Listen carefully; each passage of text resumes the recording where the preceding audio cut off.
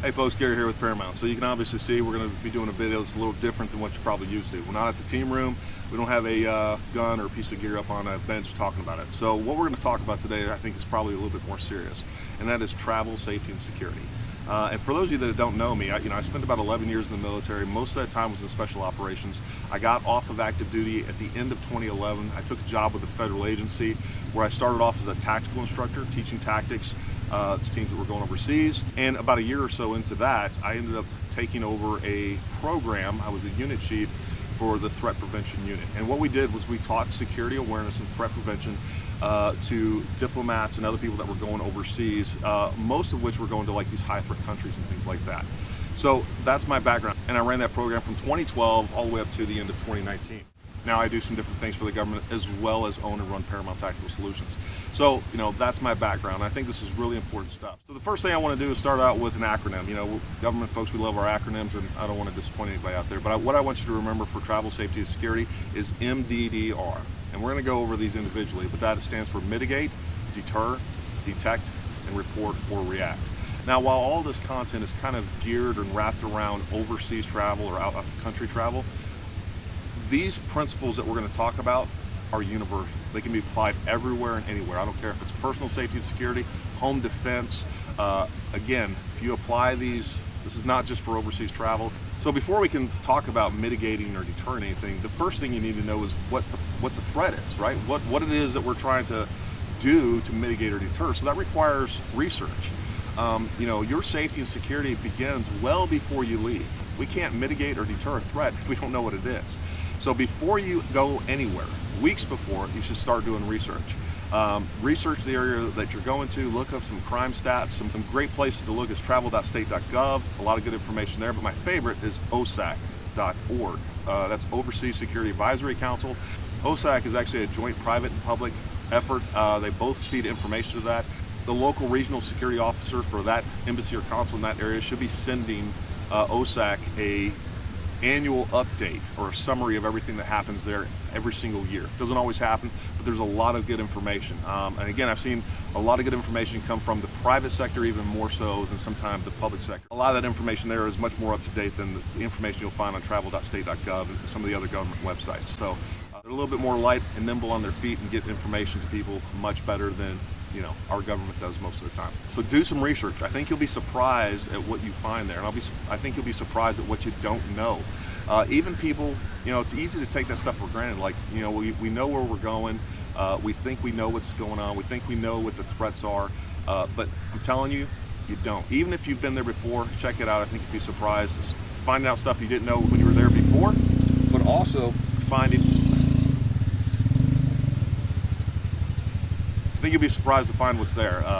Some stuff that maybe you didn't know before if you even were there before, and or you'll also find where a lot of the information has changed. A lot of threats change constantly. Even if you were replaced 6 months ago, it could have changed pretty drastically. So when we talk about mitigation, there's a lot of overlap with all this stuff. But when we talk about mitigation, we're trying to mitigate ever being targeted to begin with. And if we are targeted, we're trying to mitigate the effects of us being targeted to hopefully get us back to a point of safety, right? So we want to avoid being targeted. That's one of the best things that you can do. So we're going to blend in as much as possible, or at least not stand out. I'm here in Africa. I'm not blending in, I promise you that. But what I am gonna do, I'm gonna avoid drawing more attention to myself than I should, right? So for instance, bright clothing, like this shirt. I would never wear this shirt out and about. Make sure you go to our website, click the link below, and go order one of these shirts. But again, this is not a shirt that I would wear overseas. I'm on a private beach, we got security, and again, when I go outside of this, I'm not going to be wearing a shirt like this. So we want to avoid drawing attention to ourselves, maybe with flashy clothing, maybe it's with jewelry, maybe it's whatever it is.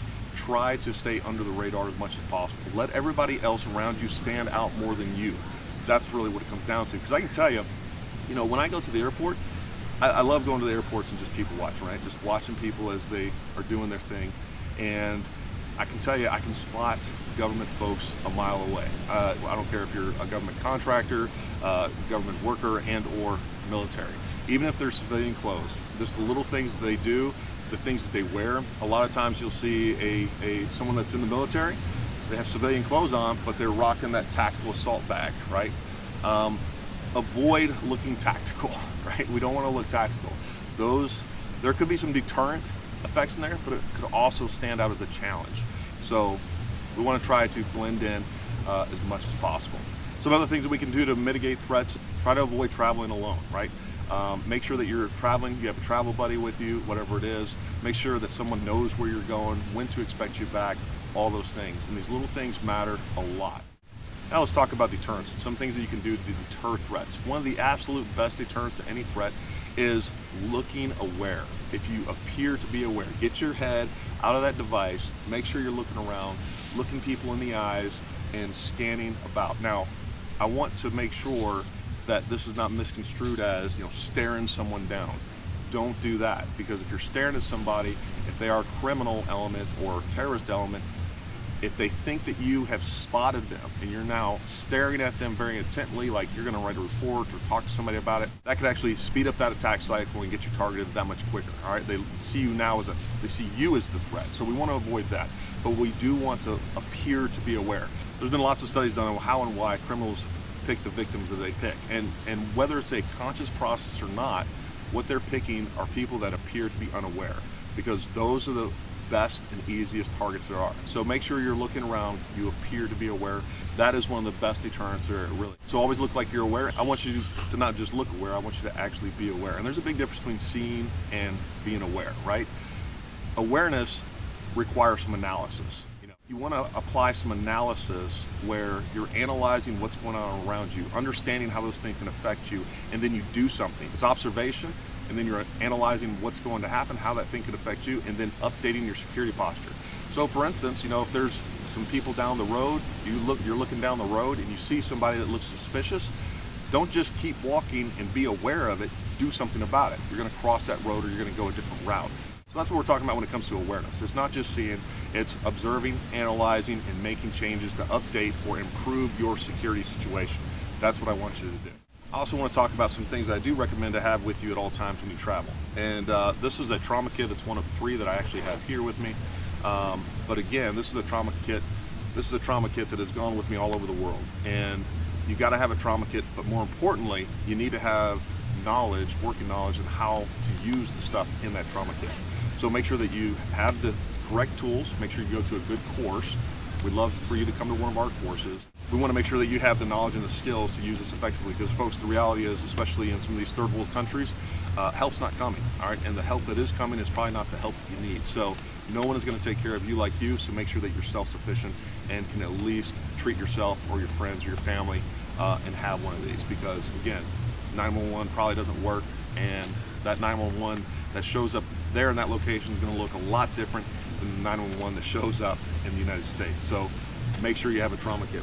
The other thing that I always carry on me, or try to, I always do research before I go, but a knife, right? So if I can carry a knife, I'm a big fan of karambits. Karambit's one of the most effective, easiest to learn, easiest skill to maintain, but if you can carry a knife or some sort of self-defense tool, and if the laws don't allow you to carry a knife in that country, the other thing that I recommend that I carry with me everywhere is a good tack light, right? So again, I'm gonna keep this in my pocket. I don't want it exposed, but this can be not only a good tool as far as an actual light, but this can also create a lot of blunt force trauma and definitely be a force multiplier when it comes to being able to defend yourself and defend off an attacker. So little things like these types of items, especially like this, that don't look like a weapon, that have dual usage, make for really good travel companions. So always have a way to defend yourself, and whatever tool that you decide to use, make sure you have some working skill on that. And I laugh at a lot of these self-defense classes and things that people teach. You go in there an hour or two. Folks, especially for women, I'm just telling you right now, some of that stuff is absolute garbage, because when you have a 200-pound person or multiple men, all right, those little karate chops that they're teaching in the self-defense courses are only going to piss people off. So again, I'm a big dude. I'm 230 pounds. I feel like I have some good, stand-up fighting and ground fighting skills, but at the same time, I want a force multiplier on me. If I could carry a gun everywhere, I would, because I can't assume that it's just going to be one person. And also, I want to end that fight as quickly as possible. So, don't rely on just your hands. Make sure you got some items like this that will help keep you safe. So medical kits, as well as some sort of weapons that you can carry on you to help defend off any possible attackers. The other thing I definitely recommend is, I didn't bring it out here, but a money belt. I have a really thin money belt where I keep all my documents, and I keep them on my person, tucked away under my clothes, real thin, very discreet, super easy to carry, super comfortable to carry, and I'll probably post a link to the one that I got, because I've ordered several of them. This one was the slimmest. There's a lot of features that I like about this, and it has some like mesh on the back that keeps your skin cool, doesn't get real hot like some of the other ones. So I'll put a link down there below for the one that I'm using now, and you can check that out. And I don't, get any. I don't have an affiliate link or anything like that. I'm not making money. I just want to give you something that I know works well and works in most conditions and for most body types. So make sure you have that. You keep your documents in there, keep your money in there, and then if you're gonna have a wallet, which I definitely recommend, because we don't want to pull out our money belt in front of anybody, right? So we're not accessing that money belt in public at all, ever. You're going to go to the bathroom if you need to get some money out of it or whatever else. But then very thin wallets. I'm a big fan of these like low pro wallets. I don't know, some cheap one I got off Amazon, but I like it. It's usually going in my front pocket, especially when I'm out in public. That's going to go in my front pocket. Some of the big wallets you just can't do that with. The other thing that besides having a handheld light, I always carry with me a flashlight, a headlamp. I've found this very useful in many, many different situations, so make sure you have a light source with you as well. The other thing, you can't always find good bottled water, and just because water is bottled doesn't mean that it's pure, right? Usually does. Usually you can trust bottled water all over the world, but again, I've seen where people have gotten sick off the bottled water. This is a product that I really like. It's called Rapid Pure. We do sell them. We used to do a lot of survival courses, and this is where I found these people. We haven't been doing as much like survival training and things like that. So it's not something I've been promoting, but this is an excellent, excellent product. It's much better than some of the other filter solutions out there. This will actually filter even viruses.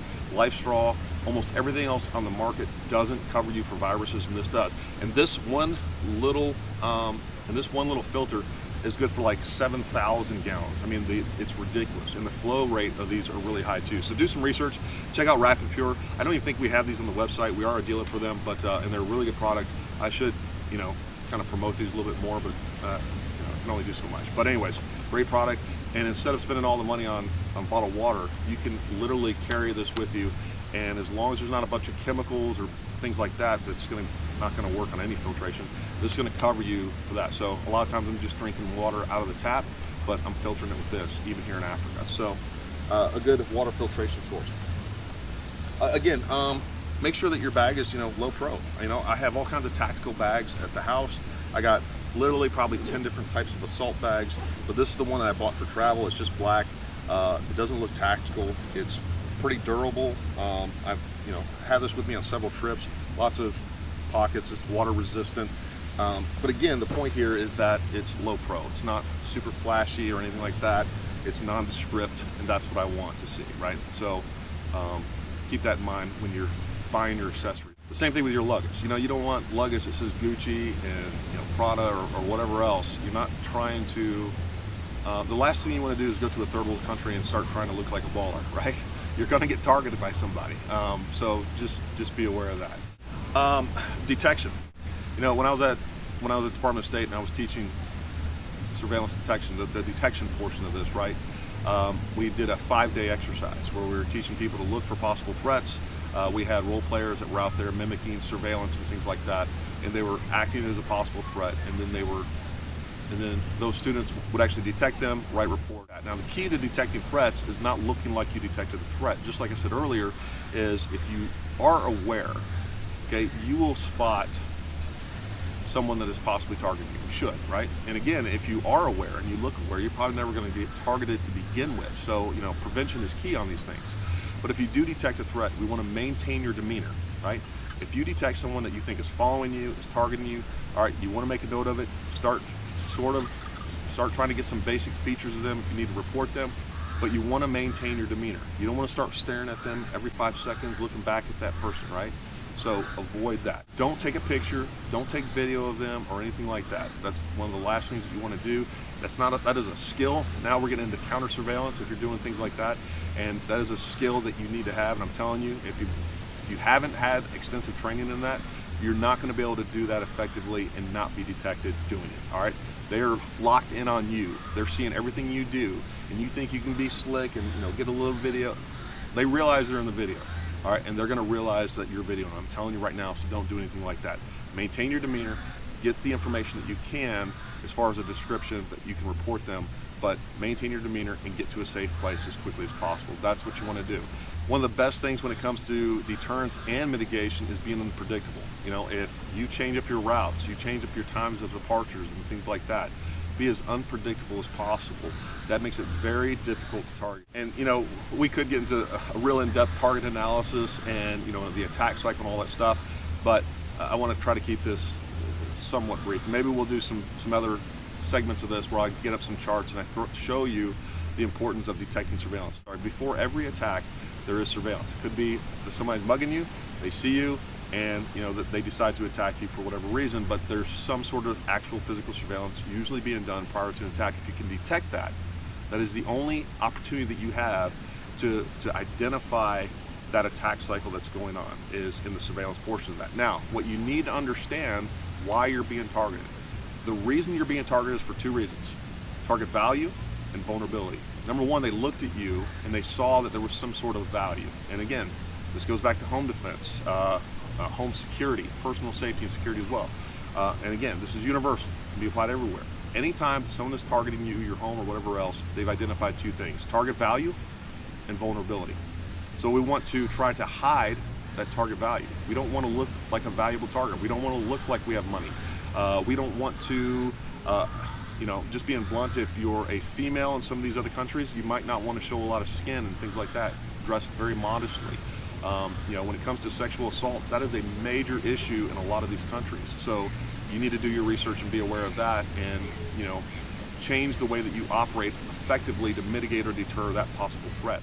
They saw target value and vulnerability, and that vulnerability is what gives them the idea that they could pull off this attack or this robbery, whatever it is, without being captured. That's what they're trying to do, right? So they think they have a high degree of success.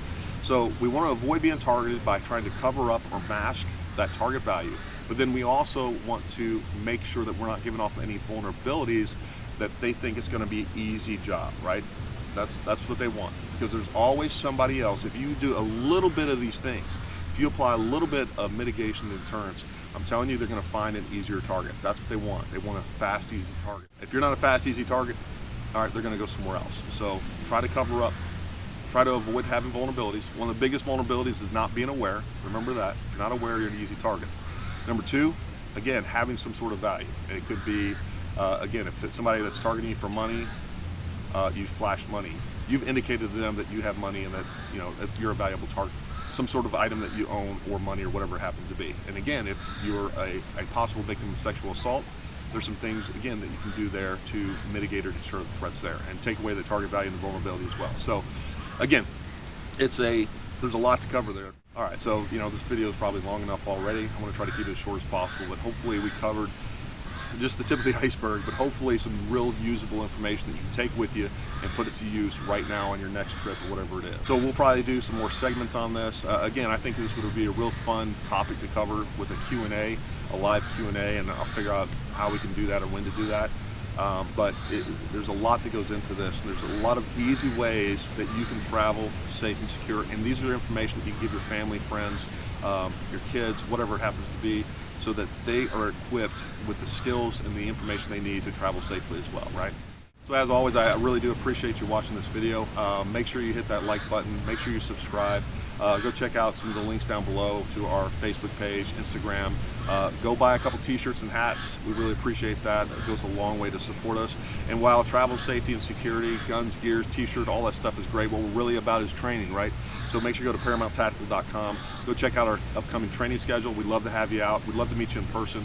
Come train with our instructors. I'm telling you, you're going to love them. All our instructors are former special operation veterans. They have real-world experience as well as good instructional experience. All of our instructors were former instructors for the military, law enforcement, and or are currently still instructors for those. So they know how to teach. They know how to teach very, very difficult skills and concepts very efficiently, very quickly, and I think you'll walk away much more capable than you ever thought you would. So anyways, go check out those links below. Go check out our other videos. We'd love to have you subscribe. Make sure you comment down below as well. That always helps us out with the YouTube algorithm. So until next time, stay armed, stay ready, and we'll talk to you soon. Storm is coming, but I'm prepared.